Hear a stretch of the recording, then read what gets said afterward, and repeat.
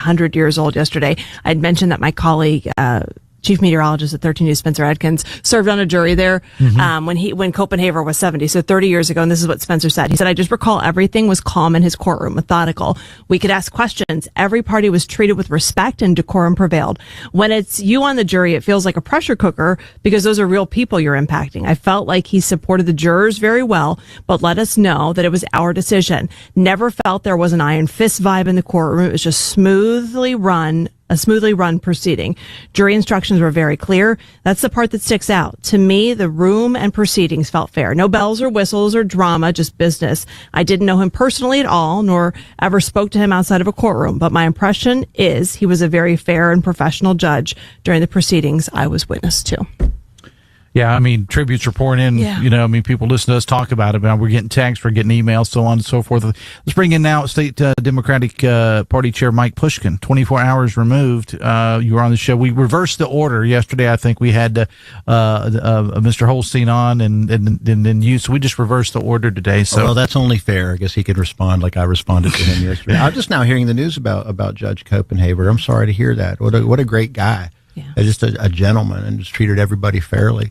Actually, back when I drove a taxi, I took him to the airport. He and his wife to the airport a few times, and he always very, very nice to me when I was just a blue-collar cab driver taking him to the airport. He treated cab drivers with respect. I'm sure he treated everybody in his courtroom with respect as well.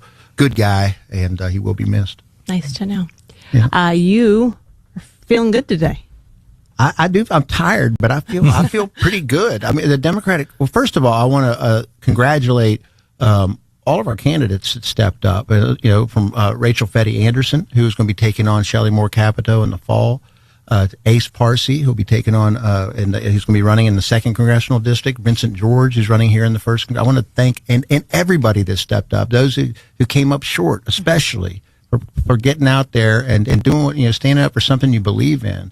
And being part of the change that you want to see, the change that we so desperately need right now in this state and in this country. And what we saw last night, and we're still getting numbers, but it looks like in every single county, Democrats overperformed.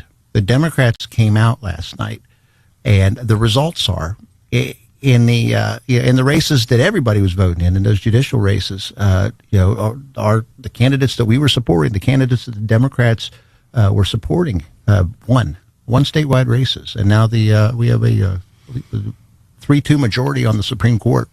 Nonpartisan. Well, let's face it. It was a 4-1 Supreme Court today. It's a 4, but they could be sworn in tomorrow, and it'll be a 3-2 Supreme Court. So okay. We can call it partisan, nonpartisan. We're going to have a majority on that Supreme Court, and on the intermediate court. Congratulations to Jim Douglas, who is a registered Democrat. And I was out there on the stump with him, and he talked about things like supporting childhood immunizations and supporting a woman's right to choose. And he won in a landslide over a justice that had somehow gotten tied in with this data center mess with the Speaker of the House. As you look at November, obviously, we just heard somebody talk about it earlier on the show, just about how finances right now are very difficult. People vote with their checkbook. And I want to know what you think the vibe is going to be come November. I mean, it's 6 months. Gas prices. When I got home last night, the gas station said $4.69 for a gallon of regular unleaded gas. And obviously we have 6 months to go. But do you think something like that is going to help the Democratic ticket come November? I think it's always about the economy. Just about every election in our lifetime has been about the economy. And people don't like the way the country's going right now or the way the state's going. And they're reminded of it every time they go to the grocery store, go to the gas station, go to pay a utility bill. They're reminded of it. And what do they get from the Republican side? They get millions of dollars spent on legislative races with negative mail, making their primary opponents look like awful. And on our side, to our credit, we had candidates that were talking about real issues. And the results speak for themselves. We had increased numbers on our side. The Democratic turnout rates were higher. And so far, just about every county that we've looked at, and Republicans had low turnout. So I think it bodes well for us going into the fall. We talked with the Democratic candidate for U.S. Senate, Rachel Fetty Anderson, at the top of the show today. She'll go up against Shelley Moore Capito. Interesting second time that race is two women, and Natalie Tennant and Shelley Moore Capito, of course, faced off. I think it was in 2014. 2015, I want to say. I think there have been more times than that where we've had women who've won our that. Yeah. But an interesting race nonetheless. They're very different. They're very different candidates. Somebody said last night on my program, Shelley Moore Capito is the fourth highest ranking Republican on the Hill in D.C. We would be crazy not to send her back. Because she's done so much for us. I mean, we still have some of the lowest salaries in the country. We still pay some of the highest utility rates. We've seen the highest increase in our utility rates. Yet we're the ones that power the rest of the nation, but we're paying too much for our power here. We can consider to see our infrastructure here crumble. We continue to be last in everything we want to be first in, and first in everything you want to be last in. So what is that getting us? And what's getting is about a third of the state kicked off of their health care because of a vote that she voted on the Trump spending bill, which is going to kick people off of their health care. So I think a lot of people are upset about that. So I do want to address something I said yesterday. Okay. And I can admit when I'm wrong. I think the last thing, you even gave me a chance there, Dave. You said, any last words? And I said, the governor's not going to beat Vernon Criss, and he's going to have a real hard time if he doesn't beat the financial. I was wrong. He did.